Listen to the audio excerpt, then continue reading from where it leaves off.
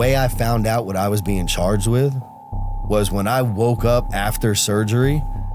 I was in like a recovery room before my actual room, and I'm like coming to, I'm groggy, I've been all types of medication. And so I look up at the TV and I'm on the news and they're saying that, Mr. Ciriago, 31 years old, out of Hollywood, Florida, being arrested for attempted on a law enforcement officer and likely to be set with a $900,000 bond.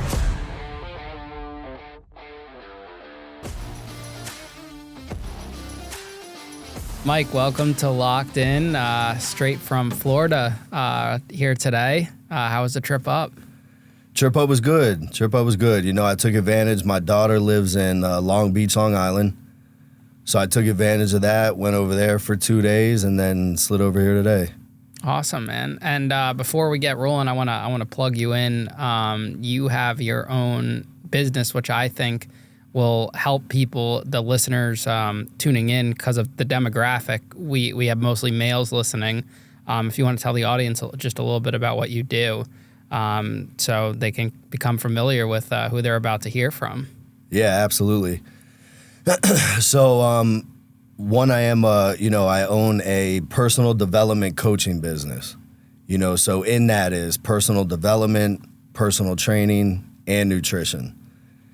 So I mean, really anything that anyone's ever been through as far as, addiction, mental health, in and out of trouble, not as successful as they want to be. It literally doesn't. I'm so well-rounded because of all the things I've gone through in life and all the experience that I have, and then all the work that I've done on myself, with personal development and all that. So, that's the main thing. The main thing is my personal development coaching business. It's called Mind Body Mastery. You can follow everything that I do as far as that on Big Mike _official_. That's Instagram and TikTok. And then outside of that, I am a co-owner in mental health and substance abuse treatment facilities. So anybody who, a lot of times when people reach out to me, someone that may want personal development coaching needs to start in treatment, and if they're an alcoholic drinking every day, if they're, addicted to heroin, anything that's physically dependent, get them in detox, get them properly detoxed, medically, someone watching them. And then, when they come out from that, we can really get started at that point with, the personal development and the training and whatnot. So now there's a lot of these like personal development type coaches out there. What makes you different from everyone else? If you had to give like a little elevator pitch to someone. I would just say that everything that I've been through, like what makes me different is everything that I've been through is verifiable. It's a lot of people talk about and tell stories. Everything I've done, some of the stories you're going to hear today, you can pull right up on fucking Google, So I just been through a lot, and I keep it very real. And something I learned along the way, in which I feel not a lot of people take this approach, is my approach is aggressive. It's aggressive and it's very blunt. Because I've seen, in helping people get sober and things of that nature, even when I was struggling, a coddling method is, I just feel like it's very rarely successful. I think, coddling people who are struggling in any way really just ends up enabling them, So my approach is aggressive, it's blunt, but I'm very real. And then, like I said, everything that I have personally been through makes me a perfect candidate to help somebody who's going through anything even remotely close to what I went through. So let's get into that. What exactly you went through? Did you grow up in Florida or did you grow up somewhere else? Born and raised Hollywood, Florida. I had two loving parents that were together until my father's passing, which is coming up on 4 years. Had everything I needed, almost everything I wanted, excelled in sports. So athletics came very easy to me. School, not so much. Athletics came very easy to me. So just to kind of run through that relatively, quickly, took off in athletics. They had me in private schools. I'm not going to tell a story that's fake to where like, oh, I struggled so bad. It was so hard, and like blame circumstances and try and sound tough in that nature. No, like I went to private school. I had great parents. I had a great education. I was, on varsity football as a freshman. I even graduated Chaminade and went to a Division II school in West Virginia on a football scholarship.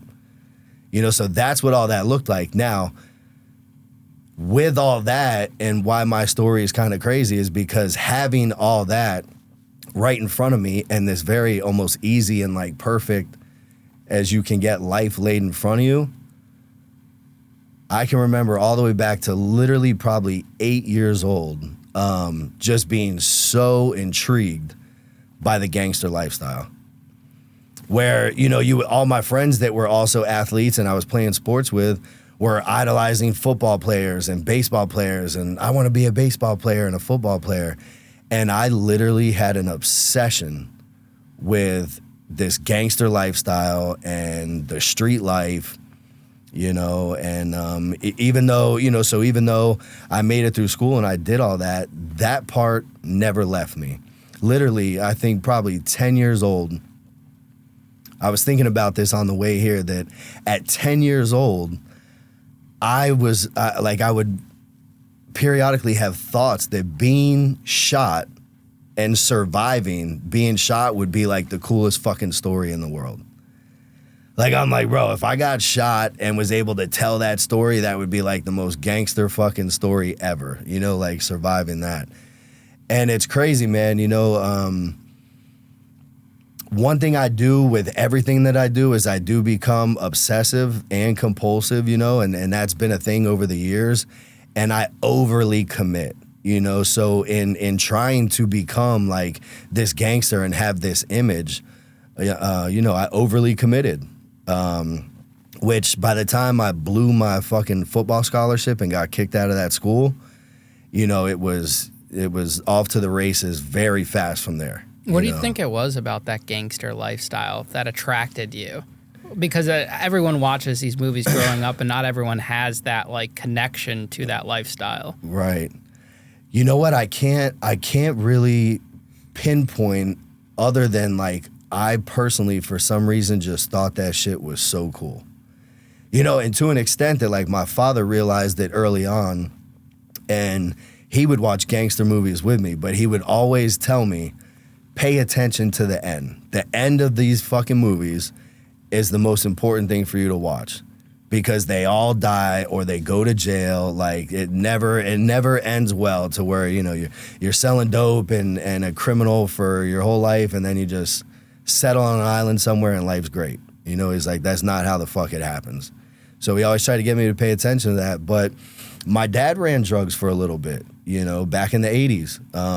And around the time I was born in 82 is when they were like stopping, so he did it.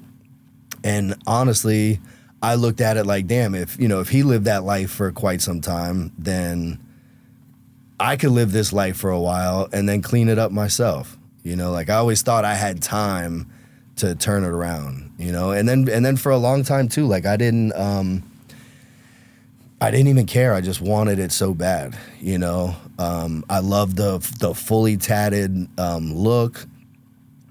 And this is how crazy the commitment is, and like how fucking intrigued I would be by it. I remember being at a carnival one time at a very young age, 10, 11, something like that. And an older dude, probably a teenager at the time for sure, 17, 18, something like that, walked by me. He had like a hoodie on, just looked very gangster, but also looked scary. And I was like I was a little scared. But I remember walking away from that thinking, like, that's the fucking persona that I want to give off. Like scary and gangster, and so yeah, man, spent a lot of time trying to perfect that, and in doing so landed in a lot of situations that, when you're young and idolizing that, I guess you think you're not going to end up in. Was there anything you think, looking back on it now, your parents could have done differently raising you that would have, kept you within those lines to not go down that path?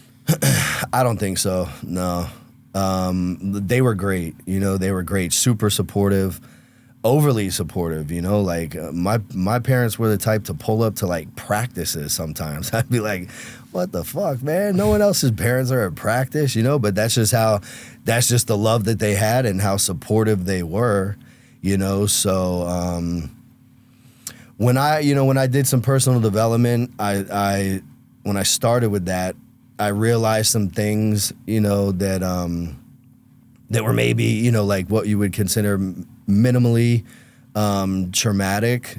And but no, it's to answer that question, absolutely not. There was actually nothing that could have changed my mind and my perception on that lifestyle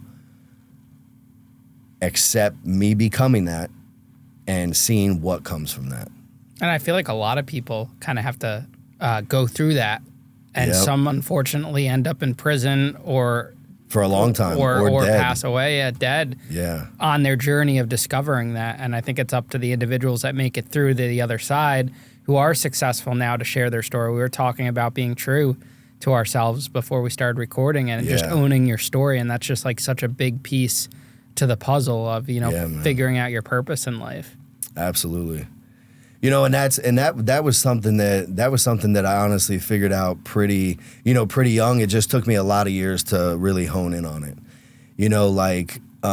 So to answer a little bit of your question before, I was always kind-hearted. I've always been the type, I'll give somebody the shirt off my back. I'll spend my last money on somebody else. Even today, my wife has more jewelry on her with more worth than I have. So I've always been that type of person, always really kind, and I guess maybe growing up, for whatever reason, going through stages of having insecurities and whatnot is why I wanted to build this tough guy gangster persona. And I think what really led me into addiction, so with my family, it's definitely genetic. My pop struggled. My Uncle Joey passed away from alcoholism. My Aunt Nancy passed away from alcoholism. His other brother is an alcoholic. So it's all through his side of the family. My mom's dad was an alcoholic. My dad's mom was an alcoholic, so it's all through the family. So the genetic part was there. But I think what I noticed is when I started doing drugs, being on dope made it way easier for me to do the things that would be considered, gangster and in that lifestyle. Like to actually be fucking bad and a criminal, being on drugs made that easier, because I had a good heart. So in order for me to be this person, I look back years later like, damn, that makes a lot of sense. That's the shit that, being high is what really gave me the courage to be robbing people, to be, carrying around a gun, being a convicted felon, and to be a notorious fleer. Like in Broward County, I am a notorious fleer. What a name. It's crazy. The situations, I'll tell you one, so like my boy Scott, there was a time where me and him both had silver Grand Marquises. So we had silver Grand Marquis cars. We both had them. Mine was like jacked up on 23-inch rims, and his was on 22s. And I was literally on house arrest fighting a kidnapping and aggravated battery charge. So I'm on house arrest for this case. I'm able to be out at certain times. And the night prior to, on house arrest with this case hanging over my head, I was getting high. And the night prior to was texting this kid trying to get blues. And out of nowhere, he got a fucking attitude and started talking shit. And I immediately was like, oh, he thinks this is a good idea, or he's safe doing this because I'm on house arrest. Like maybe I gotta wait for him to come here and serve me or whatever. So as soon as the time hit that I could leave, it was like 8 a.m.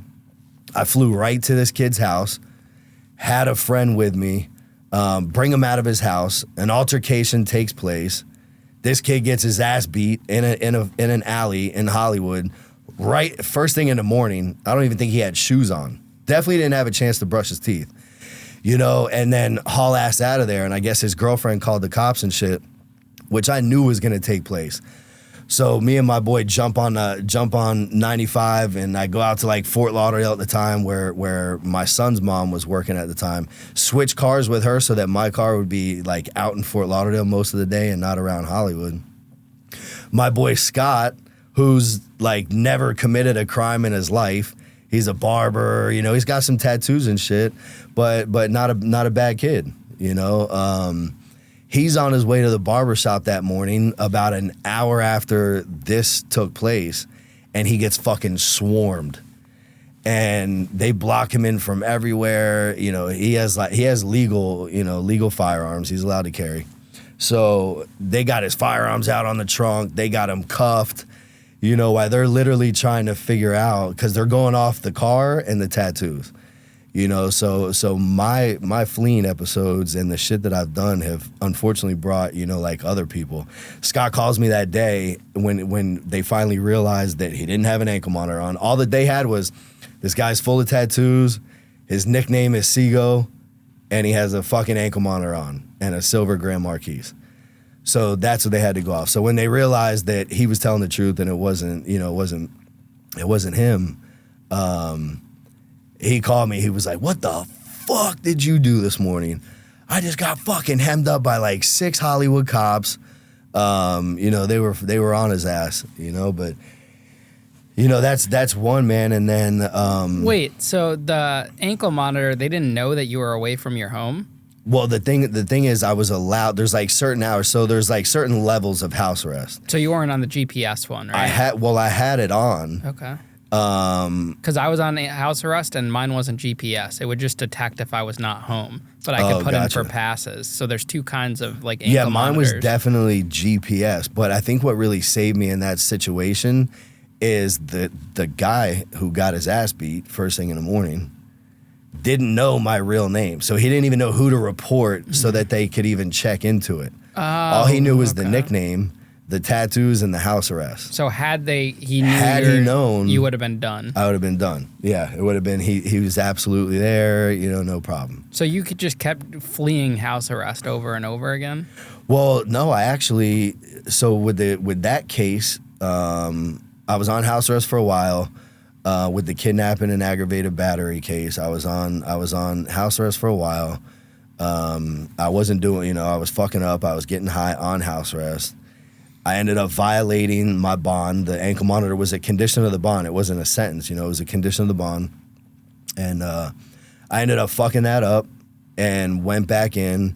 That case ended up closing, which is a crazy story in itself. How I even got that case. But yeah, so I fucked up that house arrest and went in and didn't come back out until that case was finalized. How old are you during this time period? During that time period, that was 2008, 2009. So I'm 41 now. I was in my 20s, early 20s then. Is that what, like, the start of your problems? Like, did you have a time period where you went to college, everything was good, and then it went bad? Or Yeah. So there was always drugs through high school. We were weekend warriors. I smoked pot every day. It didn't really affect my athletic ability. You know, smoked pot every day. We were fucking popping beans on the weekend, shit like that. Xanax on the weekend. I went to that football scholarship. I blew that because I got in so much trouble in the first 5 months of being in that campus. And like that was a fucking culture shock. Like, I got a scholarship to a Division II school up a 2-lane road on top of a hill in West Virginia. And the name of the school was the Hilltoppers. So you take a Miami kid who's like, and I didn't even want to go. By the time I was going, it was more to appease my family.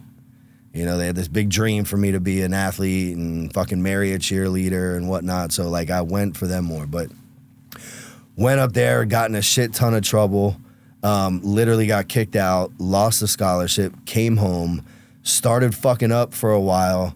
Then I said, you know what? For me, it was let's keep, and even my family at the time, let's keep changing, like, geographics, you know? So it was like West Virginia, came home fucking up. Then it was like, I'll go to Gainesville and go to Santa Fe Community College. You know, so I went up and did that. That was short-lived, you know, found the drugs and started robbing kids on campus there, you know, kids that were just, had no business selling weed, you know, selling weed. So I was, you know, robbing people up there and caused a bunch of shit in Gainesville. And, when I came home from Gainesville is when it was, you know, that's when it was nonstop, in and out of county jail, you know. Yeah, man, you know, in and out of county jail, prison twice. When I came out of prison the first time in 2004. This was after, this is before the kidnapping. Before the kidnapping. Okay, so this was like your first official criminal charges. Yeah, so the very first charge was a felony weed charge, and then my second charge, and the one that stuck and sent me to prison in 2004, was an aggravated fleeing and eluding. First time offender. Wow. But I got put on probation for it, and you violated. And I violated 3 times in the first 4 months I was on probation. So when I was in court for the third violation, at that point my people were like, we're not even getting him a lawyer. Like, fuck that. My pops was like, you gotta, like, deal with what you gotta deal with. Well, the first court date I went to, they were talking about prison. Now my parents want to kind of backpedal and say, okay, maybe we should get him an attorney and see how that goes. Yeah, and, how did your parents feel about this? Like, they were trying to raise you the best they could. It didn't sound like your dad was in part of anything illegal while you were growing up, and they wanted the best for you. Yeah, he literally put it all down to lead by example. You know, when I was 3 years old, my mom told him, if you don't get clean, you are fucking out of his life, period. And I'll do whatever it takes to make that happen. So, you know, he made his mind up, man, and he got clean, and he stayed clean, you know, damn near my entire life till his health got really bad, you know, to a point where, like, he had to take pain medication and shit like that. Now, do you feel like you have, like, a violent side to you, or did back then an angry, violent side? Because we're hearing kidnapping, assault, you know, that doesn't sound the best. No, I'm not. If you ask anyone that truly knows me, they wouldn't say he's a violent person. Could I absolutely react when pushed? You know, absolutely. But these things that were taking place were, dude, they were honestly, this is the craziest part. On paper, I look like a fucking maniac. Which is how most felony charges appear to be. Right. Like a maniac. But all, you know, my serious charges all happened, like, I would have never thought in the moment of them happening that, you know, other than, like, running from the cops, okay, I know that's fleeing and eluding. You know, but, like, the kidnapping, and we'll get into that, and then the attempted murder, my last case on a law enforcement officer. What transpired, I would have never thought this felony could be, like, this could be the charge. Like, what I was doing, I would have never thought, you know, that could ever be the charge. You know, so I'll tell you, the kidnapping case, long story short, there was a group of friends that were at my townhouse that day.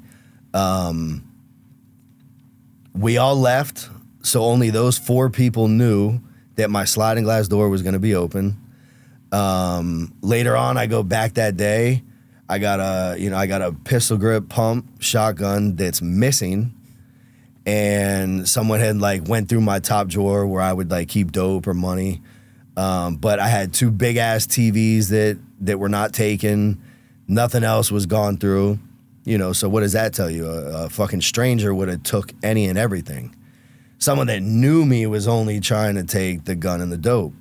You know, yeah, so when we got back there, things that supposedly transpired, like the victim's statement was that he was held in my house against his will, getting beat and stomped and questioned, and I always thought kidnapping, like you got to go pull up on somebody, snatch them up, throw them in a car.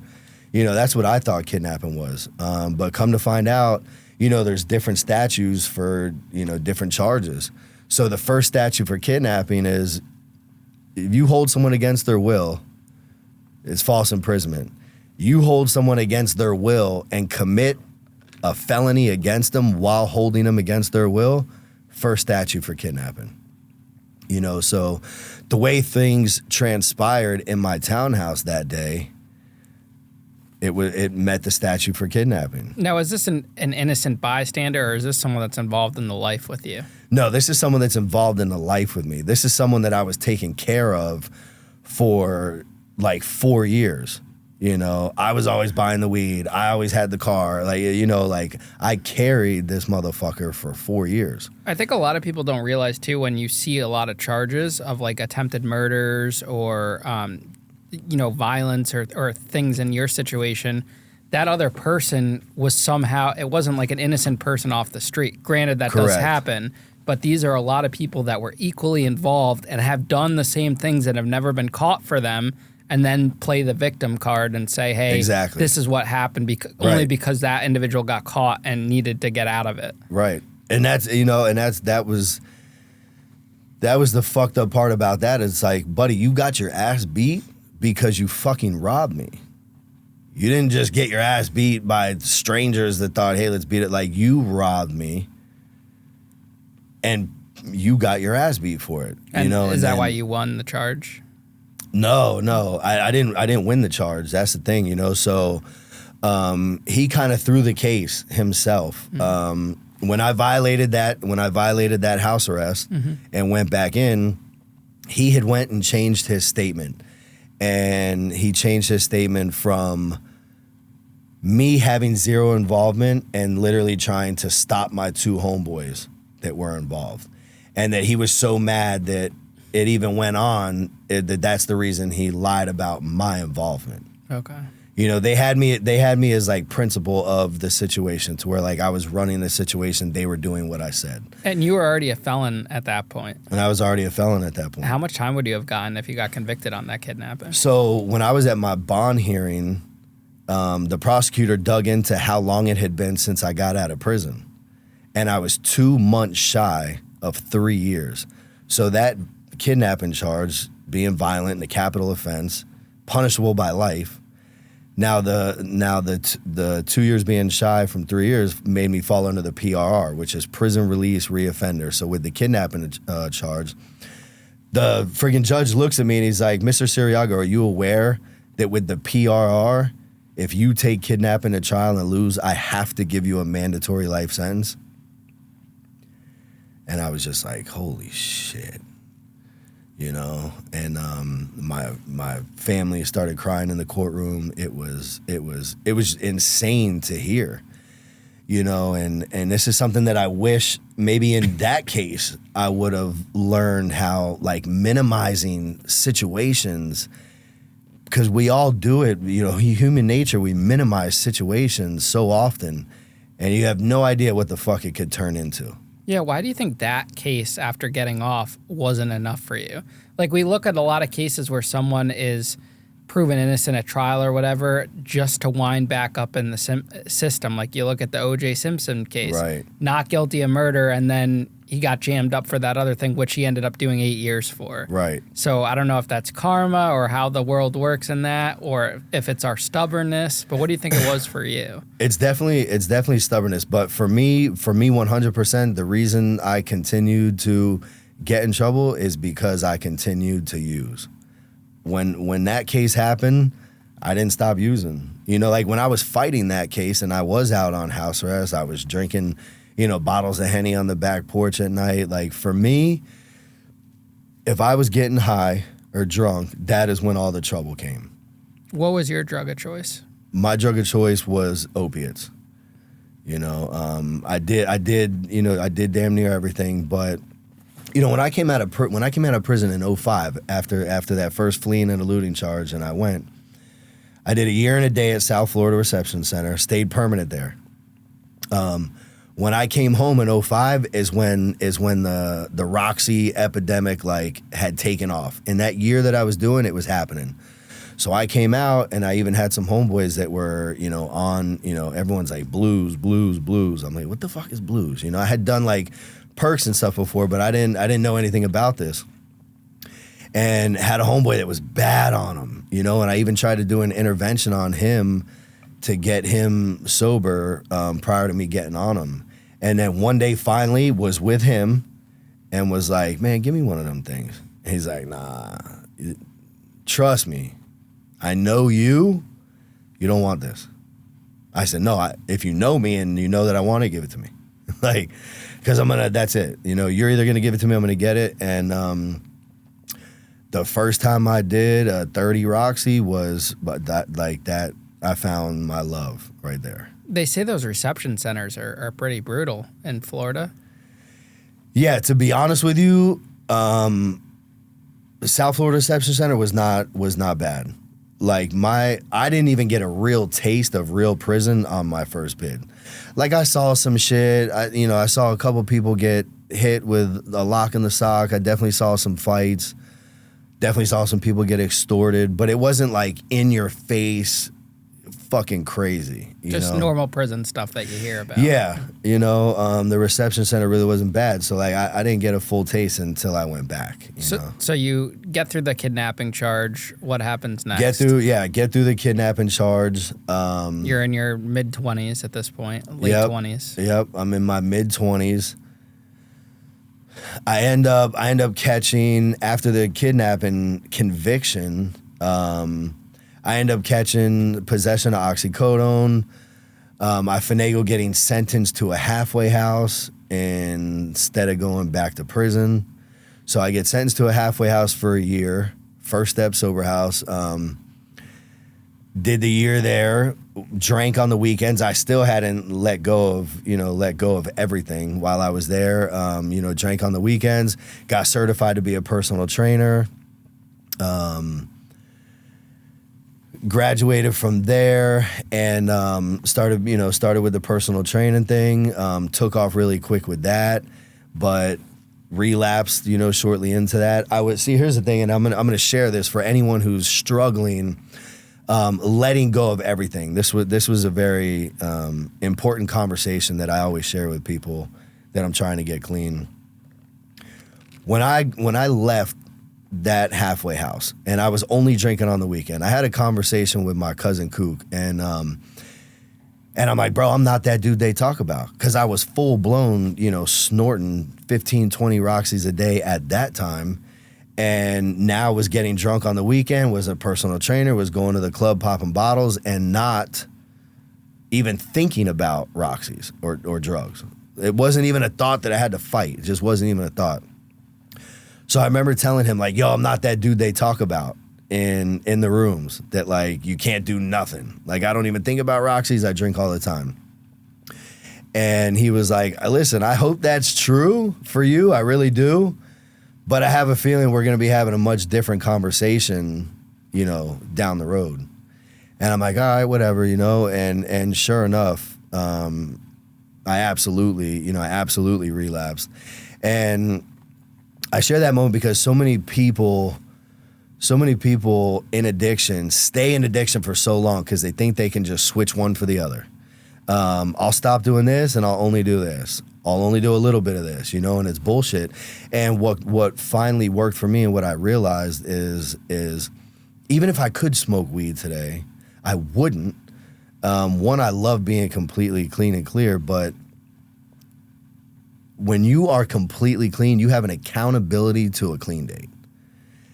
And, let's just say I start smoking weed, that accountability to that date is gone. So now if something transpires and I'm like, fuck it, I want to drink some lean today, or I feel like doing a shot of heroin out of the blue, I don't have the accountability to the clean date, so it becomes that much easier to just make the decision and take the action and do it. You know. So once you got out of that, you did the year of the sober house, Did a year of the sober house, got certified to be a trainer, started doing that for a while, relapsed, lost that job. Why did you relapse? I was drinking all the time. I was drinking on the weekends. I wasn't completely clean and went through some turmoil. And when I got fired from the job and broke up with somebody, like literally one day was losing the job, next day was breaking up, getting kicked out of this chick's house, feeling like I was starting from a square one. I wanted to numb that shit, and the last thing on my mind was alcohol, because that wasn't my choice. That wasn't my drug of choice. I barely even liked drinking. It was more for the social aspect. So now, going through some turmoil, the last thing on my mind was that, and I went to somebody's house and asked them about blues. They were like, dude, blues are like $30 a piece now. And the guy's like, well, we can go down to Miami and get a bundle of heroin for $100, $120. I'm like, fuck it, all right, let's go. I was a little scared, but we went and did that, and that's where the heroin kicked in. So now we're like 2000, almost 12, and it's just on and off heroin, in treatment, for a very little bit, or, in treatment, come out, clean for a little bit, fuck up, back in treatment. I just did this thing with shooting heroin for a couple years, and then when I caught this last case, I had just gone to treatment. I had like 90 days clean. I bought a street bike. My first fleeing charge that I went to prison for was on a street bike. I can't tell you how many times I fleed on street bikes and got away. Four-wheelers, everything. Foot, everything. But bought a street bike, 90 days clean.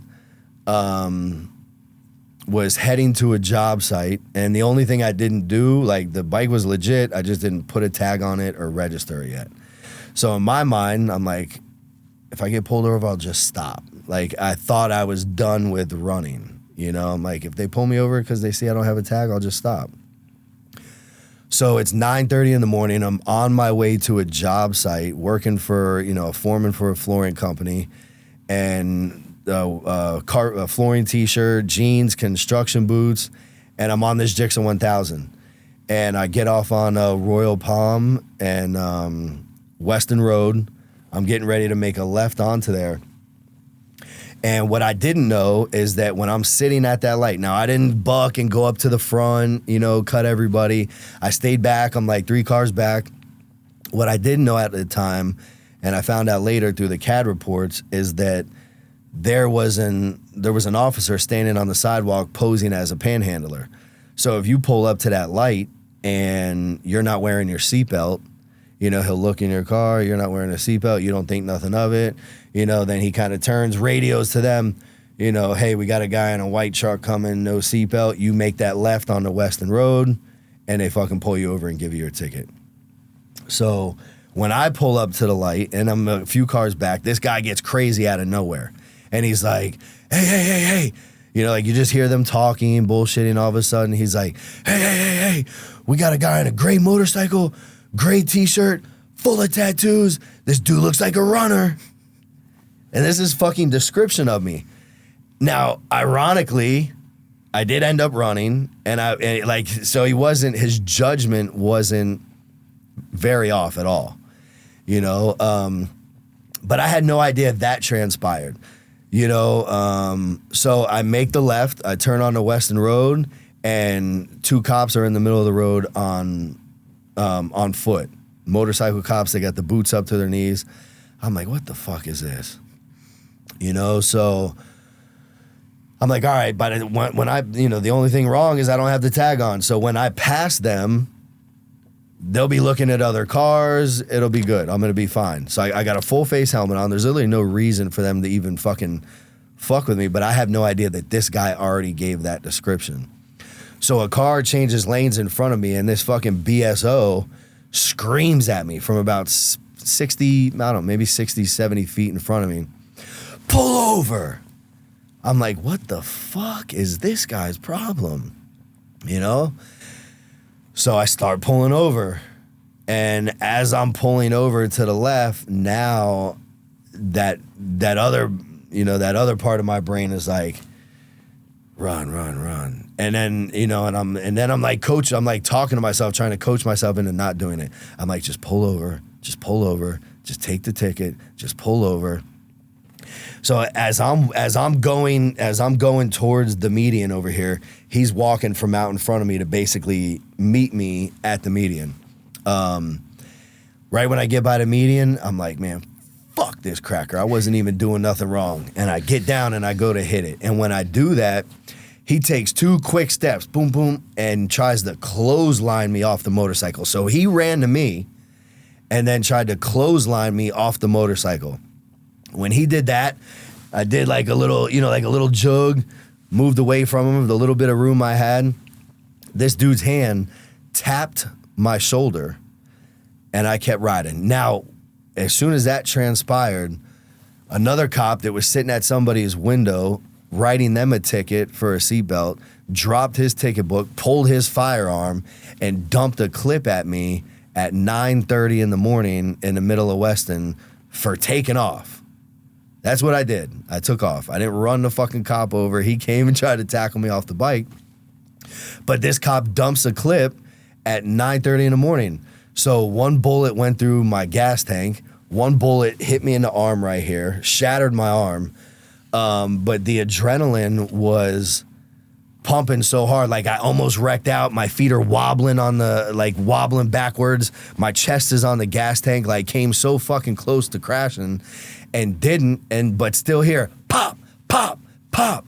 And I'm like, what the fuck? So like I gain control and I start running. I'm riding away, and in my head, I'm like, there is no fucking way this cop just shot me with a real gun. Like, there's no way. Like, I knew he did, but for what? For taking off? So, yeah, so this turned into a 30-minute pursuit all through Broward County, into Dade County, onto 75, into Miami. A chopper picked me up. I finally end up wrecking into a Metro Dade cop car. Thank God I didn't die like on that entire chase, because those 30 minutes were fucking bizarre. So many close calls.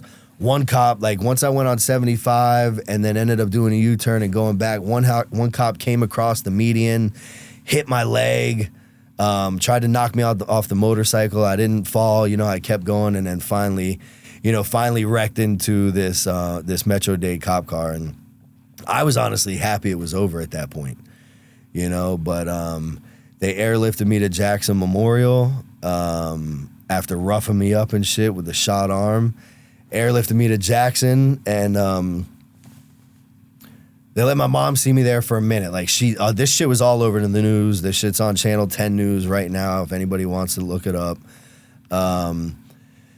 But she made it down there. They let her see me somehow. And the way I found out what I was being charged with was when I woke up after surgery. I was in like a recovery room before my actual room. And I'm like coming to, I'm groggy. I've been all types of medication and shit. So I look up at the TV and I'm on the news, and they're saying that, Mr. Ciriago, 31 years old, out of Hollywood, Florida, being arrested for attempted murder on a law enforcement officer and likely to be set with a $900,000 bond.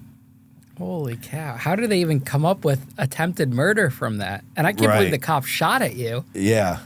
Like, that sounds like lawsuit all over it. Right, which I would have had. Like, if I would have took it to trial and won, I would have hit BSO with a massive lawsuit. I'm guessing they offered you a deal to make this all go away. Correct. That makes sense. Correct. So they had to cover up for an unjustifiable shooting. So their story was, I angled my bike directly at the cop, hit him, picked him up with my front tire, threw him over me and the motorcycle where he landed on his head and then took off. So how'd they... That was their story. How did you guys debunk that then? So, Was there a witness or luckily I something? had a top 10 lawyer in Broward County, shout out Mitch Pillais, fucking amazing, kept me out of prison twice, 2 life sentences. Luckily I had him, and first of all, I got put on house arrest. I got lucky enough to get the bond dropped from $900,000 to $150,000. Got out, ankle monitor, level 1, can't go anywhere, can't work, can't do anything but go to like a doctor's appointment and provide notes and shit like that. So he told me in the very beginning of the case, what we have to do is put as much time in between this and your sentencing as possible. Because now I'm in rock court. Now, so remember how I was 2 months shy of 3 years and caught the PRR on the kidnapping? Mm-hmm. Now I'm 3 months shy of 5 years of being out of prison. 5 years of catching the conviction on the kidnapping. Even though I didn't go to prison for that, I got convicted of that. I was 3 months shy of 5 years since that conviction. So now with the attempted murder on a Leo, they habitualized me. They put me in rock court. So now I'm in rock court. I get put on house arrest and did level 1 house arrest for 4.5 years. We brought accident specialists in. We did everything. Like, honestly, if I would have took him to trial, it was probably 60-40 my way.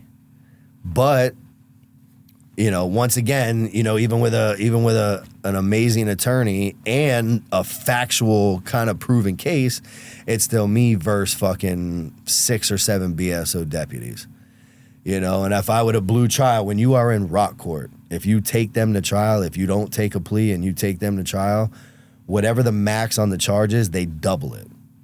So for this case, I had attempted murder, 2nd degree on a Leo, punishable by 15. I had aggravated fleeing and eluding again, punishable by 15.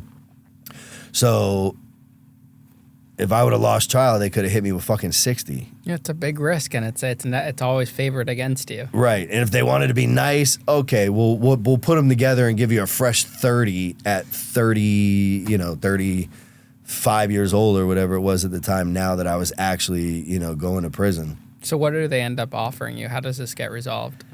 So, because of the possible lawsuit, they didn't want to go to trial just as bad as me. So finally, after 4.5 years on the level 1 house arrest, my lawyer hits me up one day and he's like, listen, because they started at 20, 17, 15, stayed at 15 for a while, 10, he finally hits me up one day after 4.5 years and says, Michael, they'll give you a year and a day, but you got to take the convictions as is. And this is the exact same thing that happened in the fucking kidnapping case. You got to take the convictions as is. They're not lessening the charges whatsoever. Year and a day, you go to prison, you get your 2.5 months credit for time served. You come home clean, no probation, no nothing, but you will be convicted of the attempt to murder 2nd degree on a Leo and the aggravated fleeing. Wait, so you have an attempted murder charge on your record? Convictions are aggravated battery, great bodily harm, and kidnapping from that case. This conviction is attempted murder, 2nd degree on a Leo, and aggravated fleeing and eluding. I have another aggravated fleeing and eluding. I have a possession of oxycodone, also conviction. Holy cow! How is this? And then I have possession of firearm arrest, but not convictions, and burglary arrest and not convictions. How is all these kind of violent type of charges on paper affect your life now? So initially, I tried to get a job at a landscape company when I just had the kidnapping conviction. And this guy wanted me to be a foreman. He needed an American guy to be a foreman and run things. And he literally was like, dude, I can't hire you. I can't put you in these neighborhoods with that charge because God forbid something else happens and I allowed this. You know what I mean? So that was how it got spun. But honestly, I haven't let it hold me back. you know. And how much are you stereotyped with the way you look and seeing those charges together? Oh, forget about it. Because you have the look matched with those charges, and I feel like that's a recipe for disaster. Yeah. When the cops never, ever initially approach me kindly. You know, it never starts out like that. But I will tell you what's ironic is since I'm home from prison the last time with the kidnapping charge, I get pulled over and cops are aggressive initially, and then they go back to the car with my license. This has happened 3 different times. They go back to the car with my license and see that my very last conviction was attempted murder on a law enforcement officer, and they don't know what that case looks like. But they see that and they come back fucking 10 times nicer instead of the opposite. When it happened the first time, like, what the fuck? Maybe kill him with kindness or something. Yeah, and my wife was like, they're doing that because he just went back there and saw that you have attempted murder on a Leo.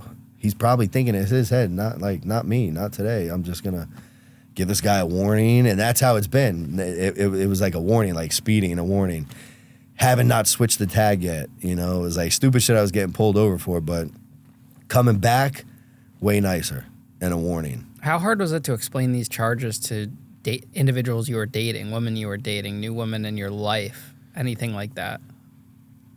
So for me, not that hard. I've always been an open book to a fault, you know. So for me, not that hard. And to be honest with you, women are fucking crazy. Like, they hear house arrest, they hear prison, they see this look, like, they don't even mind it. Majority won't mind it and find it attractive.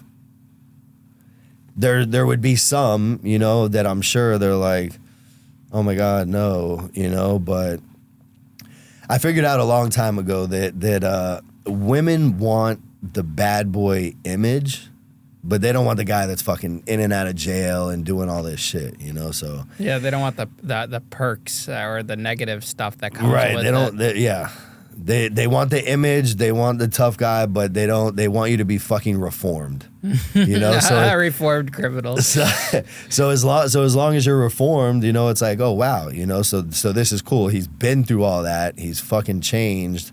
Still has the look and all that, you know. So that's yeah, in that department, it's never really been like a, you know, like an issue. So that year and a day sentence, why was that the change for you? This last one? Yeah, the last one. Why was that compared to the other one? So I relapsed. My last relapse was on house arrest, fighting this last case.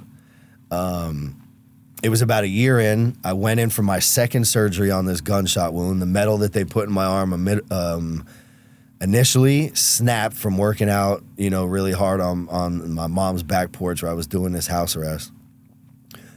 So I was going back in for a second surgery. They had me on a Dilaudid drip for a couple days in there. At this point, I had like 15 months. You know, I was like 15 months because 90 days, you know, remember 90 days prior to catching the case. And now since this case. So I got about 14, 15 months. I'm on the Dilaudid drip for a couple days. I go home. I let them prescribe perks because they had to graft bone from my hip to put in my elbow because the bullet tore up so much of that bone that it wouldn't rejuvenate on its own. You know, so the second surgery, that they were like, that's why the plate snapped, because it's not rejuvenated. It's not growing back. So they graft bone from my hip, they put it in my arm. I took the perks home. I was in pain, but when those Percocets ran out, that first year that I was fighting this case, I was not in a good headspace. You know, I was looking at, you know, 20-year cop out and 60 years if I blow trial. I was just stressed. I was not in a good headspace. So I went into that surgery, came home, took the perks as needed, and then, you know, called somebody and had them deliver some heroin. Wow. And I shot heroin for almost a week on house arrest until, you know, I violated and went back in. But really quick, the first thing was, in NA and AA, they say that one's too many and 1,000's never enough. I don't know if you've ever heard that. But they say that 1 is too many for an addict and 1,000 is never enough. There's all these cliches and things that are said in there, you know, and I always just looked at that as like a cliche or whatever, you know, and on house arrest with all this hanging over my head, relapsing in that predicament. So the dope got dropped off the very first day. I shot up in my room. I walked into my parents' living room and started looking around and thinking, what am I going to pawn of theirs in these next couple days when the little bit of money I have right now runs out? And for whatever reason, finally, after fucking 11 years in addiction, that cliche smacked me in the face.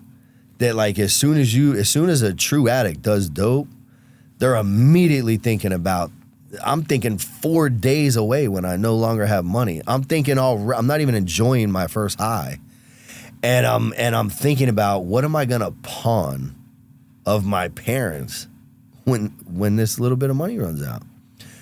So I had that, you know, spiritual awakening, if you will, enlightening moment where it's like, fuck, dog, I can't do one. You know? It became very clear in that moment. And then a few days later, I started getting tired of waiting for this kid to bring my dope. So I would ride with him. So I'd take a ride with him to go get the dope, lied to my preach officer, told her I had a doctor's appointment to get out, ride with him to get the dope. Him and his drug addict girlfriend at the time picked me up in a silver Ford Taurus, one red door, the fucking headliners hanging way down, there's shit everywhere, dry blood from them shooting up and bleeding, and like the car is a fucking mess. Now we're heading to East Hollywood to get dope, and I'm thinking like, what the fuck are you doing? Like, what are you doing? You're lucky enough to be out on bond for an attempted murder on a Leo. And you're getting high, and now you're riding to fucking East Hollywood. And then just that quick, I'm like, damn, what are you gonna do if if they get pulled over? I said, man, if they get pulled over, as soon as that fucking cop gets out of his car, I'm gonna fucking take off. I'm gonna cut this ankle monitor. I'm gonna beg my fucking parents to fucking somehow ship me on a private whatever to a fucking non-extradition. Like, in this, so think about the mind state that I was in to be in this predicament for running, being shot for running, and here I am ready to run again. The notorious fleer. The notorious fleer. And I was just like, Jesus Christ. So those were the two moments right there that were like, I'm done. I didn't stop right there. I got violated. I was able to make it look like it was miscommunication. I did 14 days in before coming back home. Who does that? Like, this is also when it was really showing me that God had me in his favor. You know what I mean? Because who gets a bond for attempted murder on a law enforcement officer? With a hefty criminal record. With a hefty criminal record. Who gets their bond reinstated for that charge with a hefty criminal record? You know, so that boom, then my bond gets reinstated. So when I got home from then, I stayed clean. You know, so I actually, by the time I got to prison, I had 3.5 years clean. And that, I realized in that moment, and I had a friend who's actually a business partner now. We go back to kindergarten. My homeboy, he was like, sponsor me for a little bit. We're business partners now in mental health and substance abuse treatment facilities. He came to my house when I got home from that, violation, and we're standing in my garage because I couldn't even go past my garage. I could like open it up and smoke cigarettes at the time. We're standing there. And he's like, why the fuck do you keep getting high? And I go to shoot out an answer. He's like, no, think about this. Why the fuck do you keep getting high when you know you'll never be successful at it? You know that 100%. Really think about that for a minute and then answer me. So I think about it, and I go to shoot out some answers that are really just excuses. He's like, stop. He goes, listen, bro, we grew up together. I know that you are not a pussy. But what I'm telling you right now is you sound pussy. You're blaming everything but your fucking conscious decision to pick up on why your life's like this and why you're continuing to do this. He was like, what you need to do from this fucking moment forward is embed in your head that drugs and alcohol are no longer an option for you no matter what. Take it off the fucking table. It's not an option, period. And he's like, I don't give a fuck what you go through. I don't give a fuck if you sell dope, if you rob banks, if you fucking, he's like, I don't care what you do. You just don't get high no matter motherfucking what. And I promise if you do that, if you're doing any of that other shit, you'll eventually stop it. But the one single thing you need to do perfect the rest of your life is never fucking pick up again. He's like, I don't give a fuck if you walk in and see your girlfriend giving your dad head. He's like, dude, if your son dies, I don't care what you go through. You don't pick up no matter what.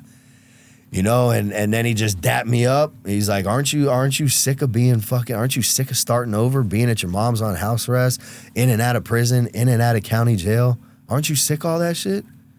It's time to man the fuck up, dog. Stop acting like a little boy. And I was like, wow. So he dapped me up and he just walked off.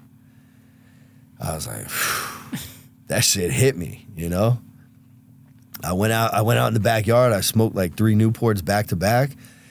And it just, so from that relapse and the moments of clarity there, and now this conversation, and then when I went to sit in the backyard and really think about everything that he just said, it like really hit me. And that was also a moment and why I take the approach that I take with being aggressive, with being blunt. Like, he gave me the business in that moment. And that's what made me listen to it. If he was like, Mike, aren't you sick of this? Like, you're at your mom's, like, nah, bitch, like, you sound pussy. Tighten up. Don't you want to boss up? Like, the way he presented that was the way that worked for me, and I went in my backyard and I'm like, bro, everything he's saying is true. And from that moment since, I have not fucking picked up a drink or a jug. I'll have 10 years on November 19th. That's awesome, man. Congratulations. And then that last bid was a totally different story. That was the icing on the cake of changing my fucking life, Do you think that you were given more opportunities in the criminal justice system because of your family having some money and being able to hire a real criminal defense attorney? Absolutely. Because there are a lot of people that are in your shoes that never get that opportunity and would have been railroaded. Oh, absolutely. Yeah. In my last case, something that my attorney said at one point was, my mom was there, I'm going to, prosecutor's going to look out for me and then I'll owe him one. My mom's like, this shit really happens? And yes, it does.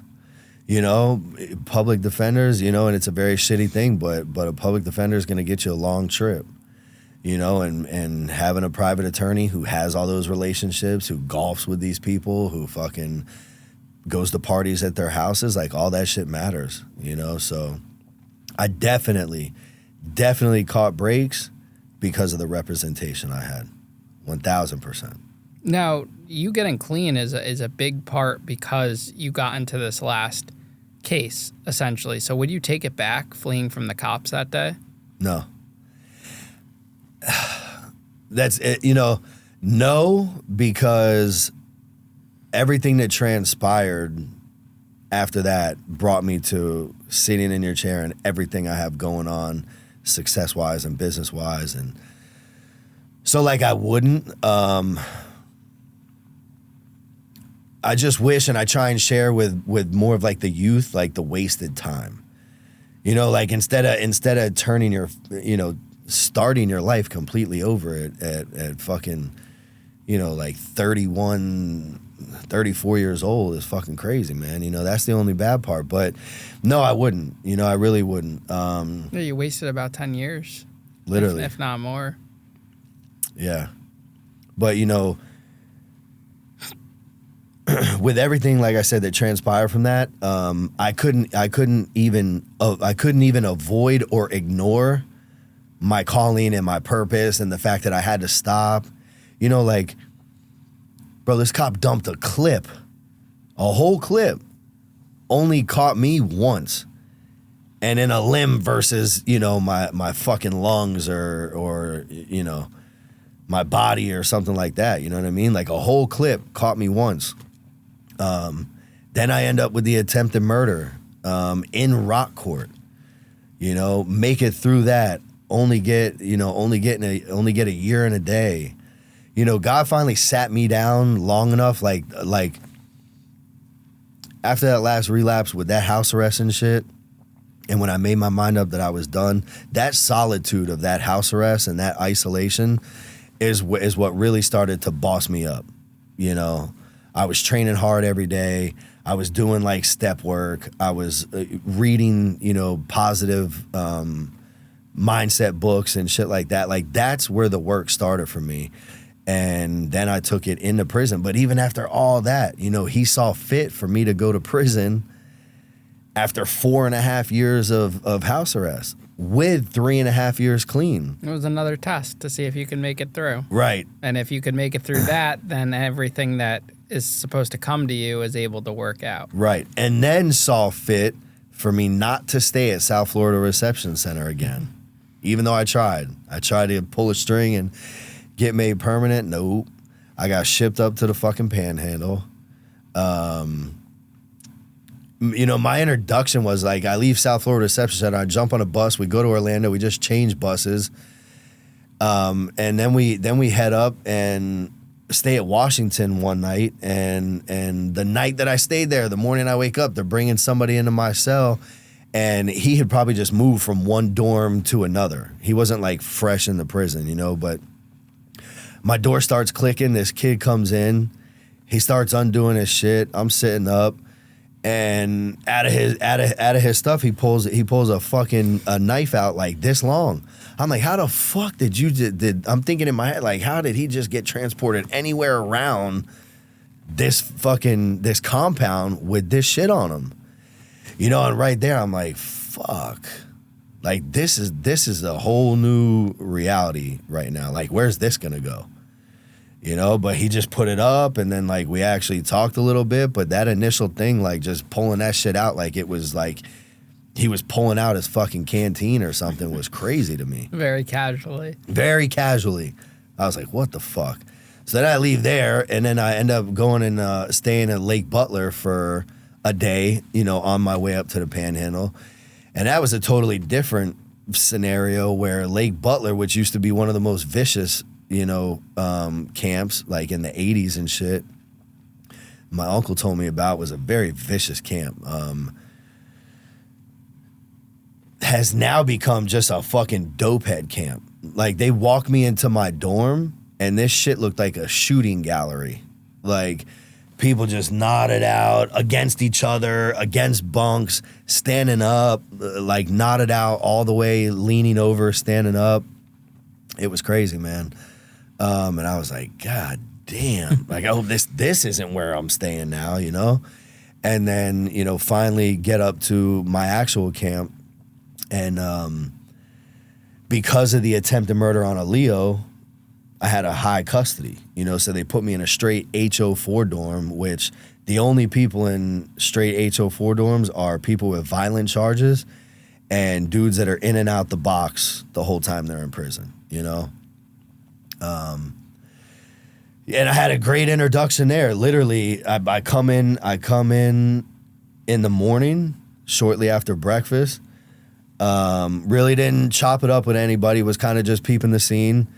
And they start calling for chow, and we get in line, you know, by the door for chow.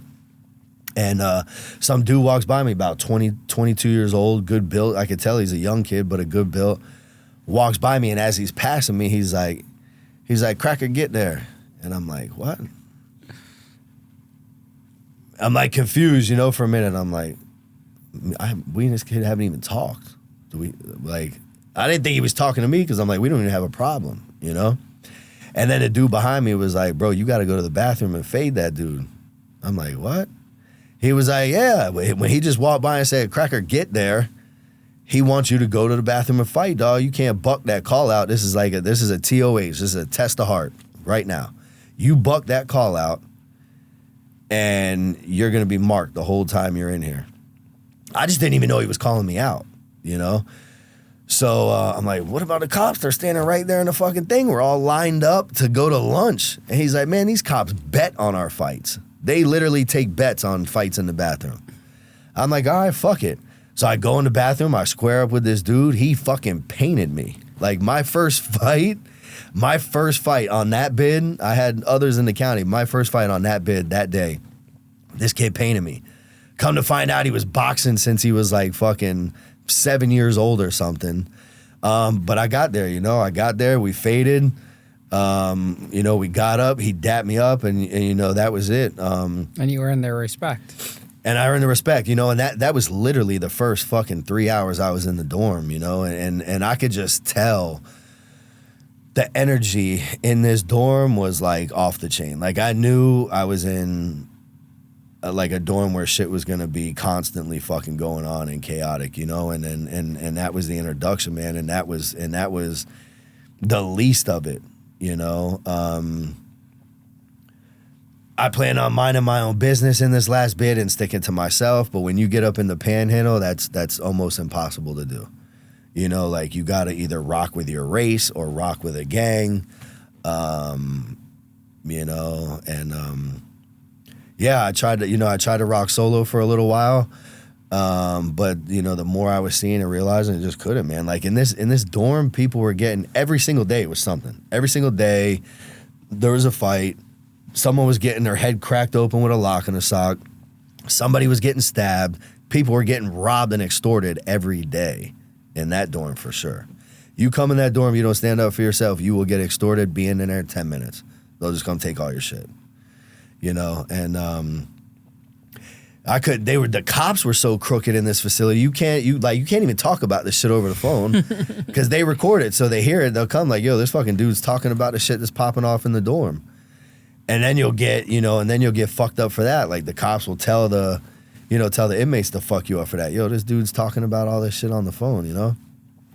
So it's like you don't even have anybody to vent to, you know, and but then my homeboy Jeezy came in. Chico, he's the one that did a lot of my tats. Like I had a lot of tat work prior to going, but me and him clicked. He started going over my shit, darkening it, adding some shit, and I ended up catching beef with a Muslim, and it was his fault. I didn't start this, you know. I didn't start this altercation, but it was his fault, and I ended up painting this dude in the bathroom, fucked him up decent, drug him in that bitch because of how disrespectful he was.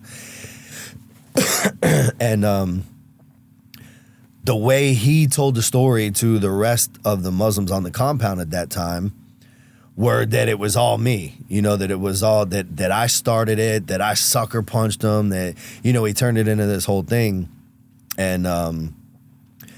And what happened from that was now they're all saying they're gonna wet me up, they're gonna stab me, they're gonna get me up off that compound. A lot of people were hating on me because I had money and I had food and I would like pay people to do certain shit. When really it all stemmed from, you know, being a good dude. Like, you know, got nothing, okay, you do this and I'll pay you that. But anyways, so now they're talking about, you know, stabbing me up and getting me up out of this compound. And my boy Jeezy that was tattooing me, man, he was head of the G's on the compound. Head of the Gangster disciples on the compound, and he went to, you know, the head Muslim at the time and was like, listen, when it comes to Mike, all the GDs are going behind him.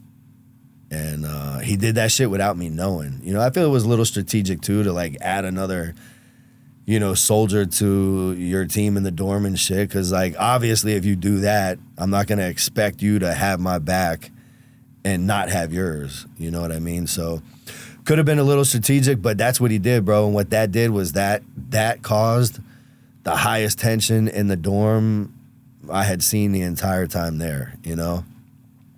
There's, you know, he's got Chicos sitting in between our bunks every day, fucking sharpening metal, making knives.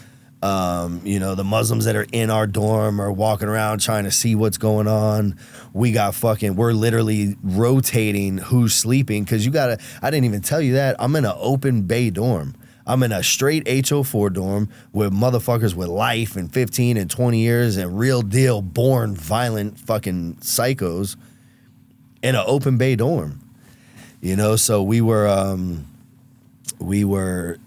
sleeping in rotation, you know, like 2 people were always up while the other brothers in the dorm were sleeping, man. Yeah, So, 1090 Jake was on sharing that you guys were in that prison. They would wrap their face with t-shirts and sweatshirts while they were sleeping to prevent getting stabbed in the face. Yeah.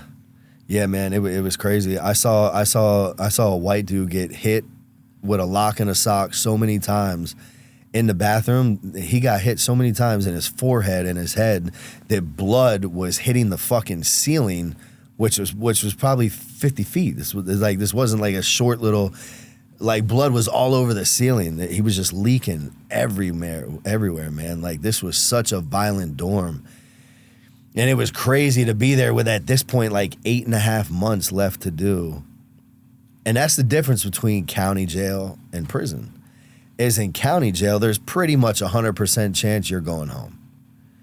In prison, there is not a guarantee that you're going home, especially depending on, you know, where you end up, what you got going on. You know, there's not.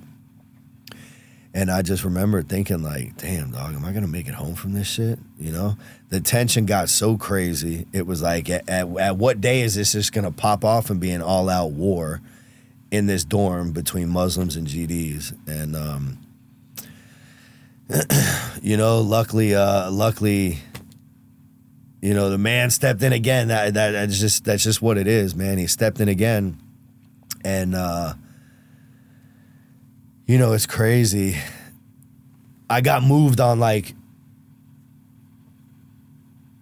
somebody else. One of my boys from another dorm just asked, like, this officer, like, hey, my dog's over there. Can we get him over here? Like, I had no idea this shit was going on, man. And this shit happened when they just came in and told me to pack it up one day. And literally it was the day after almost all the GDs and the Chicos got taken out of that dorm. They were like splitting them up because they were starting to dominate that dorm, you know, and that's how shit goes, man. It's all politics. So got rid of all the Chicos, got rid of a good amount of the GDs. So now here I am, dolo again in this dorm, you know, with the Muslims and the people that have been talking about fucking wetting me up and getting me up out of there. But yeah, perfect timing. My boy just asked one of the officers he was cool with. The dude went and pulled some strings, came and pulled me out. I'm like, where are we going? He's like, oh, no, I got you moved over to another dorm. Your boy was like, yo, get my dog over here. We want to work out together and shit.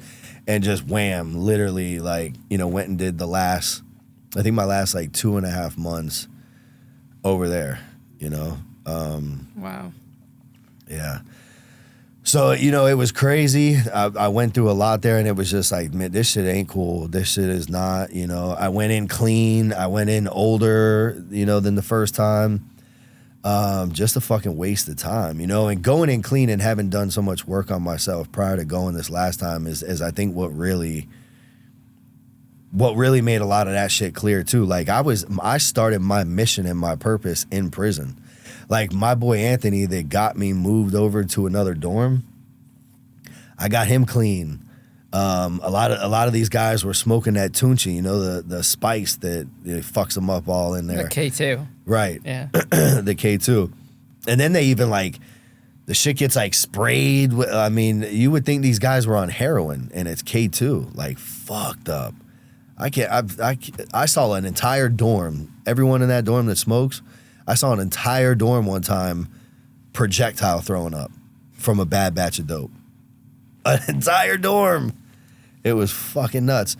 But yeah, I carried, you know, my purpose started in there. I was talking to dudes and just letting them know, like, listen, man, if you think you can do dope all the way to the gate and then get out and change your life, you're dead ass wrong. You're going to get out. You're going to do what you've always done. It never even stopped in here. You're going to do what you always done. You're going to come right back.